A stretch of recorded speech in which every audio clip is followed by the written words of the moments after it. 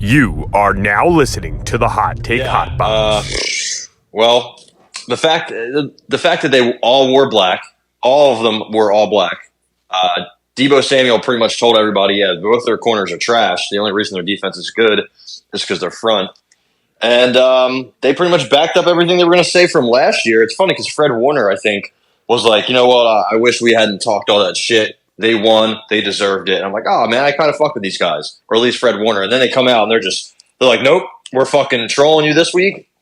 We're going to tell you what we're going to do. And then they did it. And honestly, I'm not going to say I respect them for it. But, yeah, I mean, we just got our asses absolutely spanked. And they put belts to asses on Sunday. And, yeah, I mean, you know, what can I do? What can I do? You know, hate the Niners more and say, fuck these guys. I'm pissed at everybody in the Eagles front office. I'm pissed at Big Dom. Not sure why he's where he is. Whoa. We're not doing I'm that. Pissed. No, we're not doing that. You're not going to be mad at a fellow Italian-American like yourself, dude. Well, I am, because Nick Sirianni is also an Italian-American, and he said, what, Jalen Hurts, you clear concussion protocol. We're down 30. I'm going to put you back out there in the game. DeAndre Swift gets fucking lit up, gets hurt, and he says, you know what, I'm going to keep my starters out in the field. Absolute fucking stupid. There's no reason. Once I saw Swift get hurt, I turned the game off and I said, I'm taking a nap. I'm not letting this team get me any more angry. I'm not trying to wake up and hear, Hurts gets concussed in a game where he should have been in. Like, I'm not. That's not something I wanted to see, and that's not something that should have happened. When Mariota came in, he should have stayed in. The game was over. We were not winning. We were not coming back at all. We scored Devontae Smith, and then they said, "Here, we're going to give it to Deebo Samuel again, just to make sure you guys know you're not making a comeback." And that was that. Yeah, I mean, overall, it was just an absolute thumping. It was a drumming. It was whatever words you want to use. We came out, and you know the amazing thing is that we had a first quarter lead, which we probably haven't had it in the last month at least. Yeah. Really, I mean, well, I think we scored first last week, and then we just, I don't know. You kind of had a bad feeling from the very beginning of the game when you go down there twice and you can't really score. You know, you don't. You don't punch it in. 26-yard field goal to start the game is not good. 39 yards. You're not on the goal line where you were pretty close to the goal line on the first drive, but your defense gets you off the field. You get the ball back twice and you only settle for field goals, and then you kind of knew it was bad news. You were still in the game at halftime, and then I don't think it necessarily the tough thing the problem I'm having with this is that I don't really think we even played all that bad. You know, like that's what's really upsetting. Like we didn't turn the ball over a lot. There isn't like something we can point to and be like, wow, if we do this or we do that, then we will be back. We're going to turn this around. Like we just got smoked from beginning to end. And I think obviously, I say that, but there are some things you can obviously clean up and on the defensive end. I don't think it's like if we played these guys 100 times, we'd lose 100 times, Ty, but I mean, we weren't able to stop the run whatsoever. They were, we weren't able to run the ball, and nor did we even really try. We had, DeAndre Swift had 6 total carries. Kenny Gainwell had 2. Boston Scott had 1. And I know you're down for a big portion of this game, but still, it was close enough for a while where you could have got those guys going. You had 45 attempts from Jalen Hurts, and you made mention he went in, got checked for a concussion at some point. Your 2 wide receivers had good games. 8 for 114 for A.J. Brown and 9 for 96 and a touchdown for Devontae Smith. But their guy, and I think the big we talked about this, and I know there's probably going to be a lot of Niner fans that come back to this video after to piss on our graves, which by all means, honestly, I do respect it. You have to do what you got to do. I would do the same thing. I wouldn't waste my time and go into 49er videos and comment. That's true. I would never watch that because I'm not a fucking loser. But their guy, they just Kyle Shanahan. That's the point I was going to make. Is so much of a better coach than Nick Sirianni, and he's just a better game planner, better caller of a game. It's just that is a huge advantage when we get matched up with these guys, and you could just tell by Guys were wide open for their team. I mean, how many times did Kittle catch a ball where he didn't have anybody in front of him for like 20 yards? Debo was getting the ball and having free reign to just make plays. If you get Debo the ball in open space, it's over. I mean, he even had a rushing touchdown yesterday. They spread the wealth all around. Debo had 2. Ayuk had 1. Jawan Jennings had a touchdown.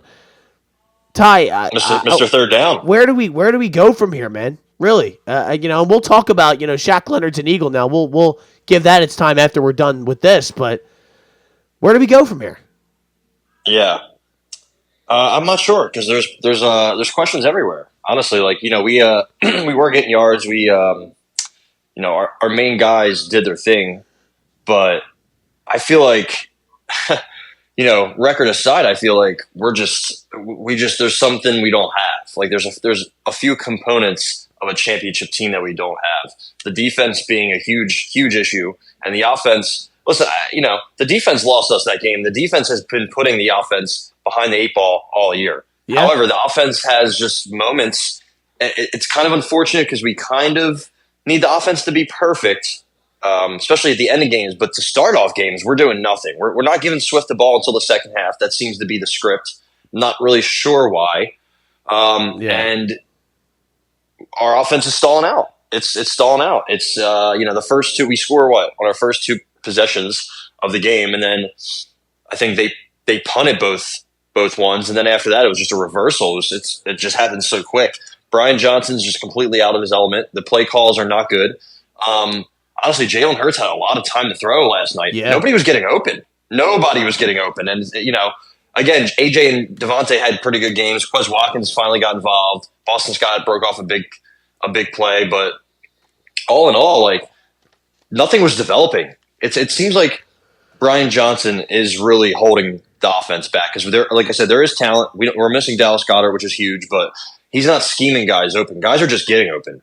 They're winning their one-on-one battles. That's why they're getting open. A.J. Brown was beating Charvarius Ward on slants the entirety of the first half. That's why he was able to do well. It wasn't anything Brian Johnson was doing.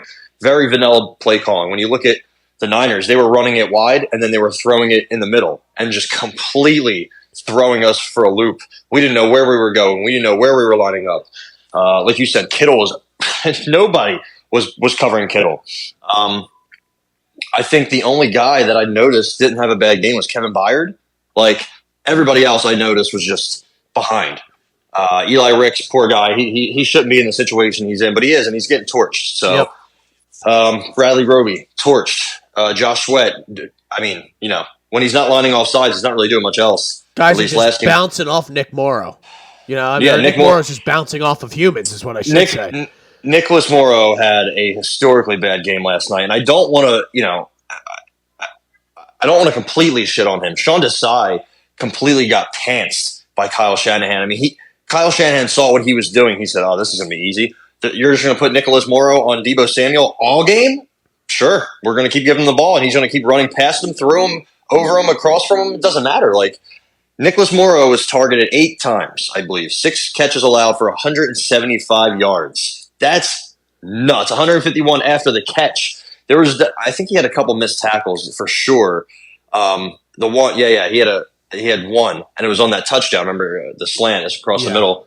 He had him, then just that was it. So Morrow should not be covering Deebo Samuel the whole game. Like we have to mix things up. Our coordinators, when things aren't working, we can't continue to keep doing them.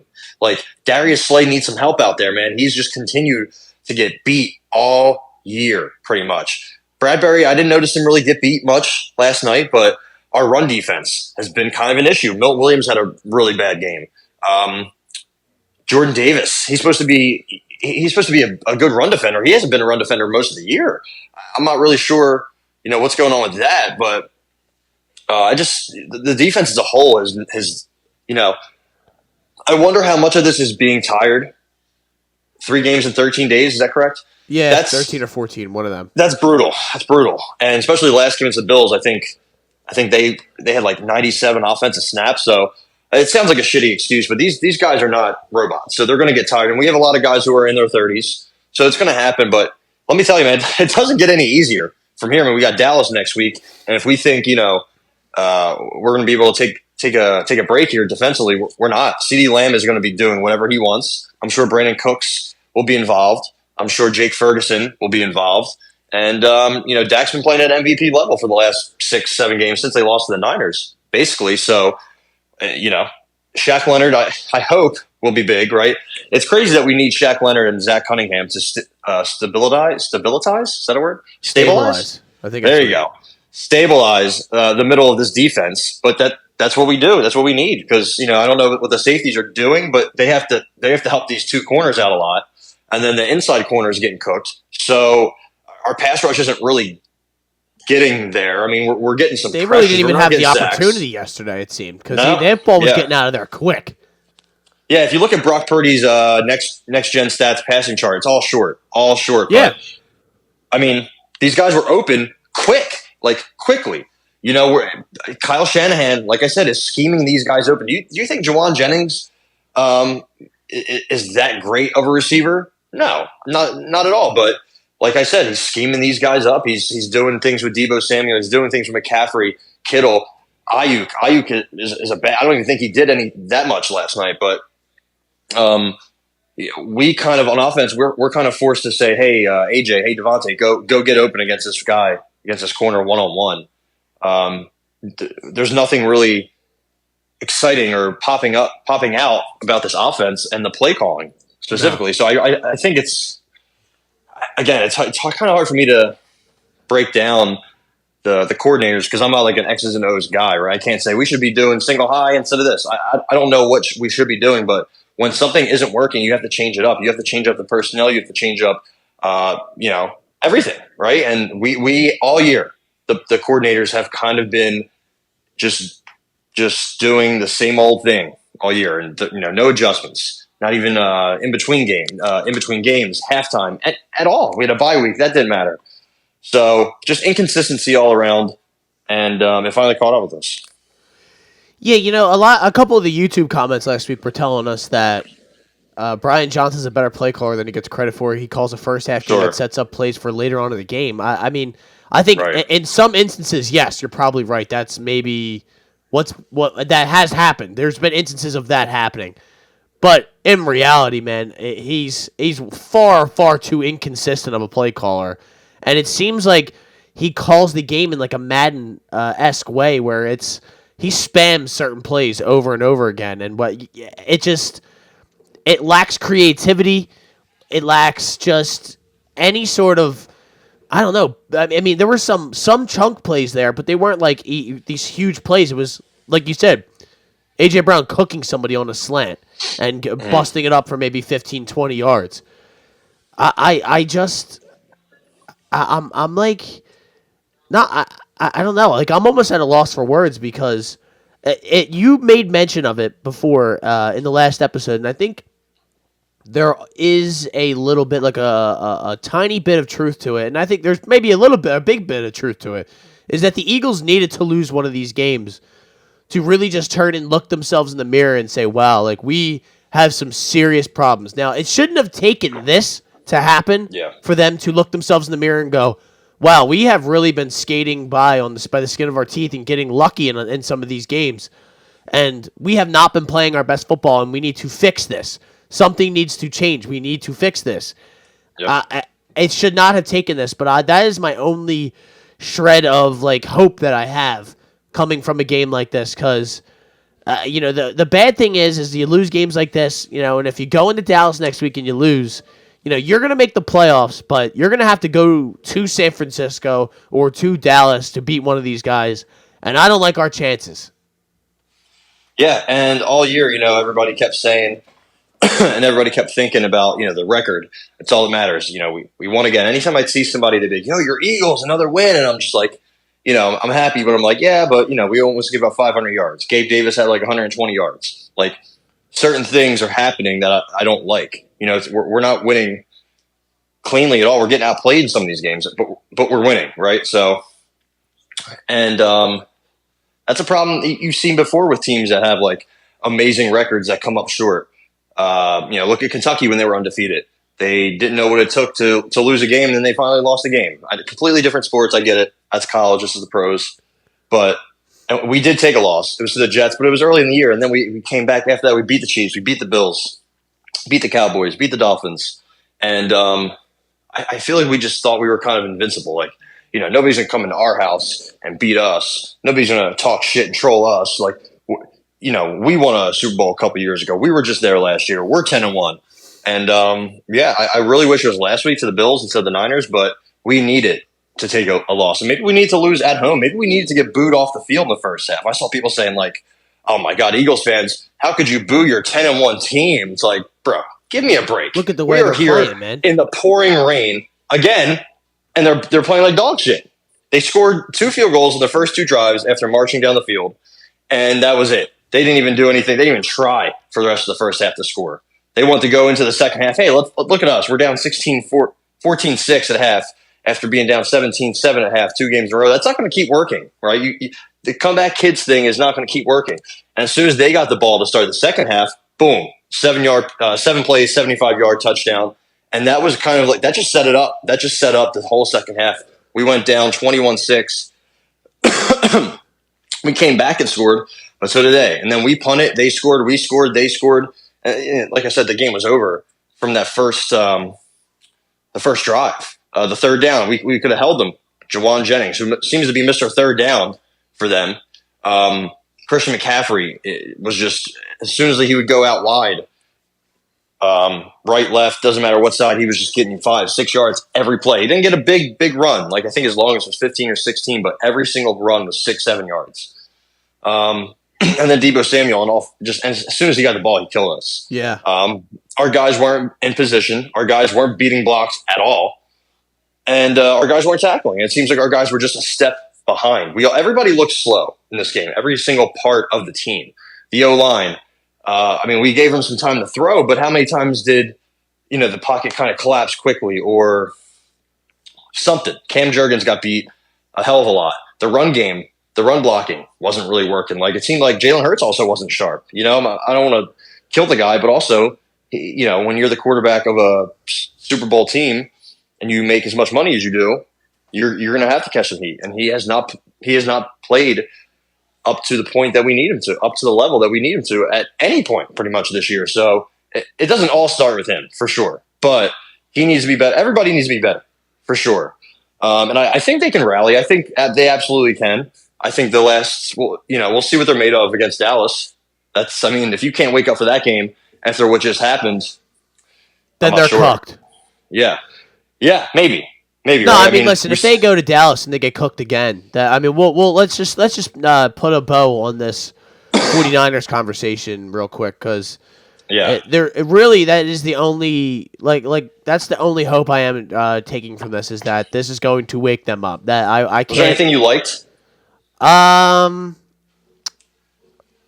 guess the protection, the amount of time that Jalen was able to have in the pocket on some of those plays was good. And I think the first half offense was good, getting to it. Like, the first quarter, the first couple drives were good.